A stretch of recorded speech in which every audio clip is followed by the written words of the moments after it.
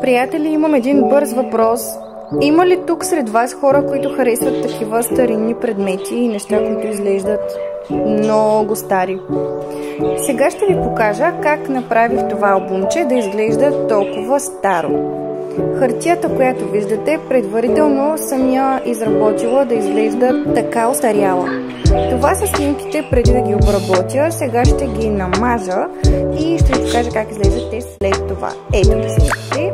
Понеже има една снимка, която обгорих малко повече, тя сега ще я видите, но смятам, че добре се съчетава, тъй като идеята е албума да изглежда много стар. Ето е снимката между другото. Сега ще ги залепя и следва да съединя всички части на албумчето. Аз самата от една страна не мога да повярвам как успях да постигна този ефект, но искам вие също да ми пишете в коментарите дали ви харесва как се получи. Ще се радвам и да ми споделите дали вие или ваши приятели харесвате такива старинни предмети. Албумчето вече е завършено. Последното, което правя, е да обгоря краищата на въженцето, за да не се разплетат. Благодаря ви, че гледахте това видео. Ако ви харесва, може да го харесате.